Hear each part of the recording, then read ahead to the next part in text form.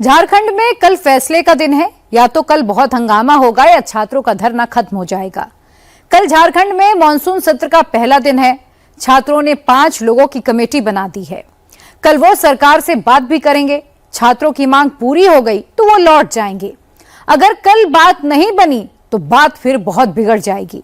फिर धरना कितना लंबा चलेगा, मांगों की लिस्ट कितनी लंबी होती जाएगी, कोई नहीं जानता। दूसरी तरफ सरकार के भी तेवर हल्के पड़ रहे हैं।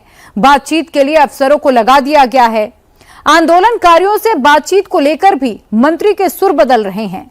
बात बनती हुई दिख रही है क्योंकि सोरेन सरकार रांची में दिल्ली वाला सीन नहीं दोहराना चाहेगी। झारखंड में नौकरियां कैसे बिकती हैं? नौकरियां कौन बेचता है? नौकरियां कितने में बिकती हैं? नौकरी की चोरी कैसे हो जाती है? नौकरी की चोरी रुक क्यों नहीं पाती है?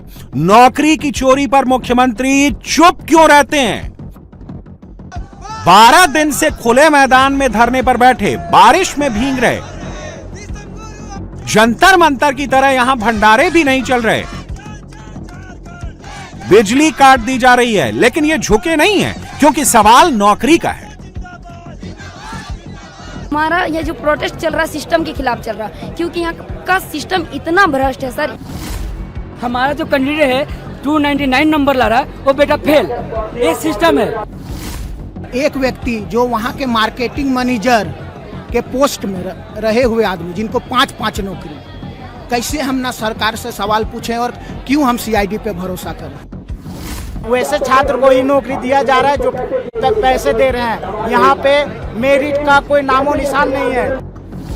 5 साल बर्बाद करके आशुलिपि की भर्ती 2022 में आई थी सर, और पुनः 24 में फिर निकाल कर फिर सरकार अब जाके कैंसिल की है। ये हमारा आशुलिपि का फॉर्म है, 2022 में आता है, 23 में रद्द हो जाता है परीक्षा लेके, फिर 25 में आता है, फिर आयोग इसको 26 में वापस ले लेता है। बिना सुख सुविधा के धरना दे रहे इन छात्रों में से कोई टीचर बनना चाहता है, कोई एसडीएम, कोई पुलिस ऑफिसर, लेकिन नौकरी नहीं मिल रही है। सब यही कह रहे हैं कि वो मेहनत करते हैं, पढ़ाई करते हैं, फिर नौकरी क्यों नहीं मिलती।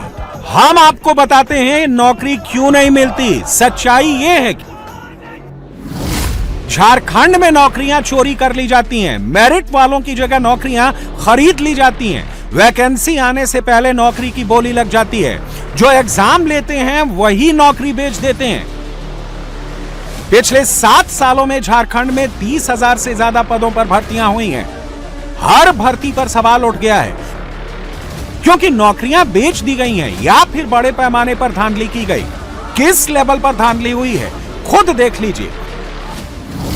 महिला पर्यवेक्षिका पद के लिए 444 वैकेंसीज निकली। 313 उम्मीदवारों का सिलेक्शन हुआ। रिजल्ट सामने आया तो पता चला कि 33 सफल उम्मीदवार एक ही प्राइवेट यूनिवर्सिटी से पास आउट हैं। सबकी डिग्री संदेह के घेरे में है। इसी तरह 1300 टीचर्स की पोस्ट निकली। जिन लोगों की भर्ती हुई उनमें से सैकड़ों लोगों की डिग्रियां नकली होने का आरोप लगा। 11 नियुक्ति परीक्षाओं की जांच सीबीआई कर रही है। प्रारंभिक परीक्षा में घपला हो गया। झारखंड कर्मचारी चयन आयोग जेएसएससी सीजीएल की भर्ती परीक्षाओं में बड़े पैमाने पर पेपर लीक हो गया। आरोप है कि या तो इन एग्जाम के पेपर लीक कर दिए गए या फिर वैकेंसी से पहले ही नौकरी बेच दी गई। 12 दिन से धरने पर बैठे ये छात्र चीख चीख कर सरकार से यही डिमांड कर रहे हैं। उनकी क्या गलती है? क्यों नौकरियां बेच दी जा रही हैं? क्यों धांधली की जा रही है? परीक्षा सरकार रद्द क्यों नहीं कर रही? हैरानी की बात यह है कि हेमंत सरकार के कान में 12 दिनों से जू तक नहीं रेंगी। जब छात्र भूख हड़ताल पर बैठ गए और मामला हेडलाइन बन गया, बीजेपी छात्रों के साथ फ्रंट पर आ गई, तब जाकर सरकार नींद से जागी। मुख्यमंत्री हेमंत सोरेन सामने आए। सरकार के दरवाजे सभी के लिए खुले हैं और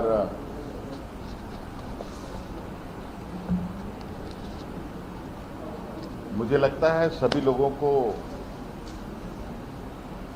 या जिनकी मांगे सरकार से है वो अपनी बातें रख सकते हैं। इधर हेमंत सोरेन जैसे ही नींद से जागे, उधर उनके अफसर जयपाल सिंह मुंडा स्टेडियम की तरफ भागे। हेमंत सोरेन ने अफसरों को कहा कि जैसे भी हो छात्रों से बात करो, मामला शॉर्ट आउट करो। एसडीएम कुमार रजत और एडीएम धनंजय कुमार छात्रों के बीच पहुंचे, स्टूडेंट से बात की, पहली बार सरकार से बातचीत का न्योता दिया, कहा कि सरकार बात करने को तैयार है। माननीय राज्य सरकार जो है वो आप लोगों से वार्ता करना चाहते हैं, ठीक है, और मैं उनके प्रतिनिधि के रूप में यहाँ पे आया हूँ। आप लोगों से विनम्र निवेदन है कि आप लोग अपना 5 लोगों का एक डेलीगेशन बना लीजिए, जो लोग वहाँ जाके बात करेंगे। तो इसीलिए मैं यहाँ पे आया हूँ। आप लोग एक 5 लोगों का नाम दे दीजिए। अगर आप लोगों को लगता है कि आप लोग साथ नहीं हैं, तो टोटल मिलाकर 5 लोगों का नाम दे दीजिए। ये जो संदेश भेजा गया है, ये माननीय मुख्यमंत्री जी द्वारा भेजा गया है। लेकिन स्टूडेंट्स ने एसडीएम के इस ऑफर को ठुकरा दिया है। स्टूडेंट्स लीडर ने कहा कि यह सिर्फ 5 लोगों का मसला नहीं है, झारखंड के लाखों स्टूडेंट्स की जिंदगी का सवाल है। इसलिए अगर सरकार को बात करनी है तो मुख्यमंत्री या सरकार के प्रतिनिधि खुद जयपाल स्टेडियम आए, बात करें, बंद कमरे में नहीं, खुले में मीडिया के सामने कैमरों पर बात होगी। माननीय मुख्यमंत्री जी हम लोग से वार्ता करने चाह रहे हैं। हम लोग का 5 डेलीगेशन मेंबर का चुनाव करना है। साथियों, बहुत अच्छी बात है, 12 दिन के बाद ही माननीय मुख्यमंत्री जागे हैं, अच्छी बात है। लेकिन एसडीओ सर, आपसे एक विनम्र हम लोग का अपील है कि हम हजारों छात्रों का प्रतिनिधित्व हमारे कुछ कोर टीम के साथ ही कर रहे हैं और हम लोग पर तमाम छात्रों का बहुत विश्वास है। हम चाहते हैं कि हम लोग का एक प्रस्ताव आप माननीय मुख्यमंत्री जी तक पहुंचा दे कि वार्ता जब भी होगा पब्लिकली होगा।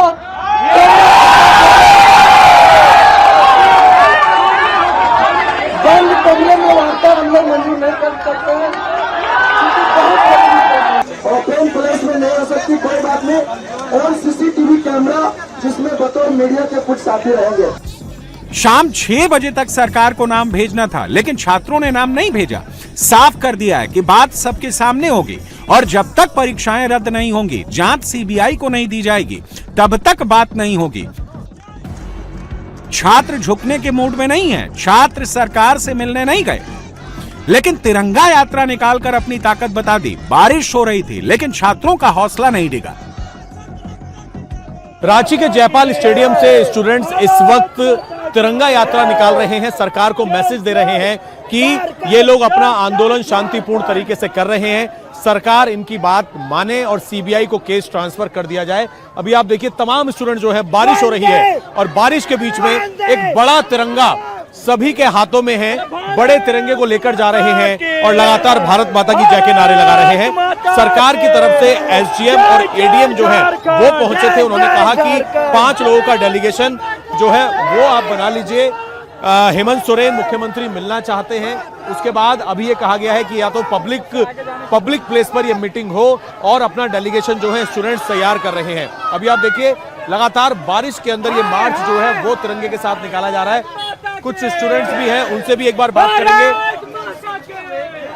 देखिए आगे तक ये जयपाल स्टेडियम जो है यहाँ से लेकर अलबट्टा जो चौक है वहां तक ये तिरंगा यात्रा निकाली जा रही है, बारिश के बीच में ये दिखाने के लिए कि स्टूडेंट जो है वो झुकने वाला नहीं है, वो अपनी बात जो तथ्यों पर कर रहा है उसको लेकर वो बाधित है।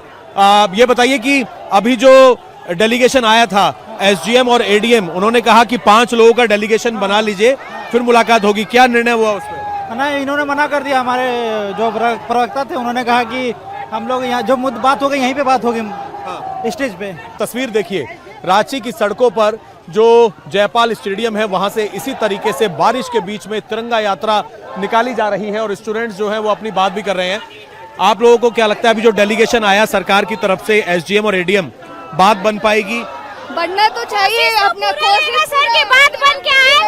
गवर्नमेंट से पूरा कोशिश रहेगा कि गवर्नमेंट हमारी बात को सुने, क्योंकि गवर्नमेंट इस बार हद पार कर दी है सर। इसलिए जो भी 5 लोगों को बुलाया गया है, हम लोग का कोशिश रहेगा कि गवर्नमेंट के पास अपना बात रख पाए। गवर्नमेंट स्टूडेंट्स की बात सुने, गवर्नमेंट स्टूडेंट्स की बात सुने और इसी मांग को लेकर फिलहाल ये मार्च जो है चल रहा है।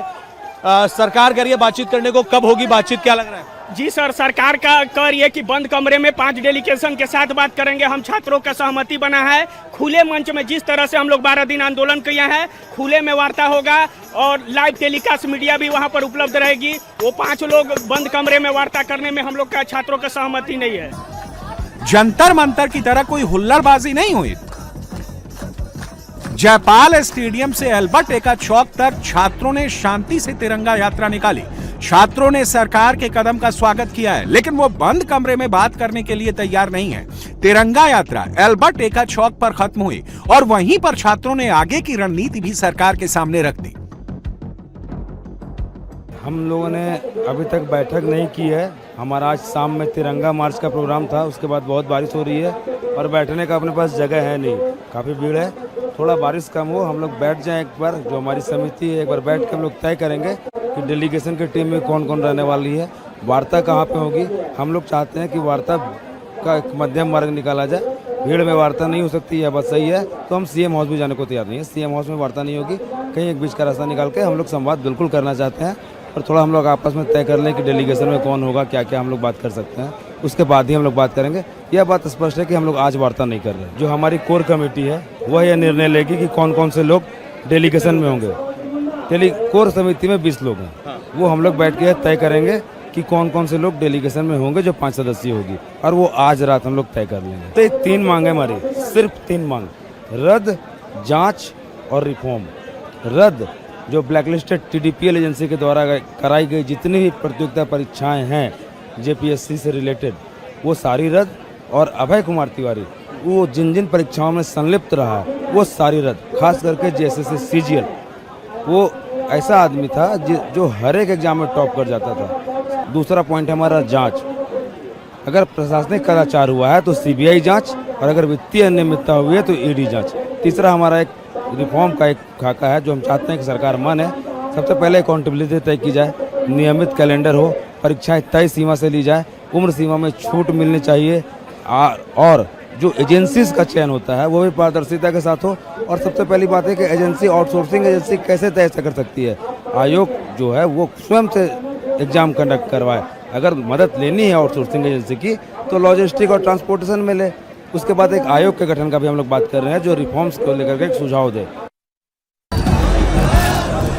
आखिर क्यों एग्जाम कराने वाली एजेंसी TDPL के कराए गए एग्जाम को छात्र रद्द करने की बात कर रहे हैं, और क्यों JSSC का एग्जाम कराने में शामिल TDPL का कथित मार्केटिंग मैनेजर अभय तिवारी की संलिप्तता वाला एग्जाम रद्द कराने की बात कर रहे हैं, उसकी वजह भी जान लीजिए। छात्रों का आरोप है कि TDPL ने एग्जाम नहीं कराया बल्कि नौकरियों की बोली लगाई, जिसमें उनका एजेंट अभय तिवारी खुलेआम नौकरियां बेचता था। JPSC और JSSC की परीक्षा में प्रीलिम्स में पास करने का रेट 5 लाख था, जबकि मेंस पास करने का रेट 25 लाख, जिनसे डील हो जाती थी उनसे 10 लाख रुपए पहले ही रखवा लेता था। सिर्फ छात्र ही नहीं, बीजेपी भी कह रही है कि खुलेआम हेमंत सोरेन सरकार में नौकरियों की बोली लगाई जाती थी। हम सब लोगों ने ये महसूस किया है, JCC ने या JPSC ने, दोनों ही संस्थान ने जो एग्जाम लिया है उसमें से भारी गड़बड़ी हुई है। और मैं तो ये कहता हूँ गड़बड़ी नहीं बल्कि झारखंड के बच्चे का जो हक है, यहाँ की नौकरी को JCC ने बेचा है और JPSC ने भी वही काम किया है। और इसका कई एक प्रमाण भी है, कई एक सबूत भी है। और आज भी सर्वदलीय मीटिंग थी जहां मुख्यमंत्री थे विधानसभा का अध्यक्ष के कक्ष में। मैंने साफ साफ कहा है कि भाई JCC में जो गड़बड़ी हुई है और JPSC में जो गड़बड़ी हुई है, सरकार को बिना बहस कराए उन सारे एग्जाम को रद्द करना चाहिए और पूरे मामले की जांच CBI से करानी चाहिए। उस समय विधानसभा अध्यक्ष ने कहा है कि कल मंत्राना समिति की बैठक होगी, वहीं आगे फैसला होगी। लेकिन लड़कों की मांग जेन्युइन है और हमारी पार्टी, हमारे विधायक दल पूरी तरह से झारखंड की ये नौजवानों की जो मांग है उस डिमांड के साथ है। जिस अभय तिवारी पर नौकरी बेचने का आरोप लगा है वो ये पूरा खेल टीडीपीएल के जरिए ही किया करता था। टीडीपीएल वही कंपनी है जो जेपीएससी और जेएसएससी का एग्जाम कराती है और इसी पर आरोप है कि इसने नौकरियां बेच डाली। हेमंत सरकार पर सवाल इसलिए है कि ब्लैक लिस्टेड होने के बावजूद भी हेमंत सरकार ने झारखंड में परीक्षा कंडक्ट कराने की जिम्मेदारी दी। टीडीपीएल का पूरा नाम TSR data processing private limited है, जिसकी स्थापना 2010 में लखनऊ में हुई थी। 2018 में यह कंपनी यूपी में ब्लैक लिस्टेड हो गई, उसके बाद झारखंड चली गई। सिस्टम का मेल और टीडीपीएल कर देती थी खेल। नौकरी चोरी का यह हैरान करने वाला खेल में तरीका पेपर लीक से भी खतरनाक था। ये इतने शातिर थे कि ओएमआर शीट को खाली छुड़वा देते थे ताकि एग्जाम के बाद सही आंसर भर सकें, ताकि उनका अपना कैंडिडेट पास हो जाए। दूसरा तरीका, ओएमआर शीट की कार्बन कॉपी जुगाड़ लेते ताकि अगर किसी ने गलत आंसर भरा है तो कार्बन कॉपी से सही कर सके। तीसरा तरीका था इंजन बोगी सिस्टम, मतलब सही अभ्यर्थी की जगह दूसरे अभ्यर्थी से एग्जाम दिलाना। चौथा तरीका था परीक्षा से पहले प्रश्न पत्र रटवाना, जिसमें छात्रों को होटल में ठहराया जाता था, फिर प्रश्न पत्र उपलब्ध कराकर रटवाया जाता था। टीडीपीएल हर एक लेवल पे, हर एक स्तर पे गड़बड़ी की है, क्योंकि कोई कमीशन होता है ना तो अपना एक काम किसी एक एजेंसी को देता है। जेपीएससी एक ऐसा एकमात्र कमीशन है, अपना हर एक काम एग्जाम लेने का, क्वेश्चन सेट करने का, ओएमआर चेक करने का, क्वेश्चन फिर मेंस लेने का, सब काम एक ही कंपनी करती थी। और अभय तिवारी जैसा टीडीपीएल का कंपनी का जो मार्केटिंग मैनेजर है, वो मार्केट पे हर गली मोहल्ला में अपना दलाल सेट करके रखा हुआ था। सोच लीजिए किस लेवल पर झारखंड में सरकारी नौकरियों में धांधली हो रही थी। अब जब बवाल बढ़ा है तो एक्शन शुरू हो गया है। जेपीएससी एग्जाम रैकेट में अब तक 14 गिरफ्तार हो चुके हैं, जिसमें सिस्टम और एजेंसी सबकी मिलीभगत थी। इस पूरे सिंडिकेट में 3 तरह के नेटवर्क काम कर रहे थे। पहला, जेपीएससी के अंदर के सीनियर अफसर स्टाफ। दूसरा, एग्जाम कंडक्ट कराने वाली एजेंसी टीडीपीएल। तीसरा, बाहरी नेटवर्क जो कोऑर्डिनेट करता था। जो लोग पकड़े गए हैं वो लोग कैसे नौकरियों की चोरी कर रहे थे, कैसे इनकी मिलीभगत थी, सबका चिट्ठा सामने आ चुका है। इसमें पहला नाम है श्वेता गुप्ता का। Shweta Gupta JPSC deputy examination controller है। 23 जुलाई को पूछताछ के बाद गिरफ्तार किया गया था। टीडीपीएल से मिलकर गड़बड़ी का इल्जाम है। बिना पूरी टेंडर प्रक्रिया अपनाए टीडीपीएल एजेंसी को काम दिलाया। प्रश्न पत्र और ओएमआर शीट की निगरानी में गंभीर लापरवाही बरतने का आरोप। ओएमआर स्कैनिंग में हेरफेर को नजरअंदाज करने का आरोप। श्वेता का ट्रांसफर एग्जाम से पहले फूड सप्लाई डिपार्टमेंट में हो चुका था।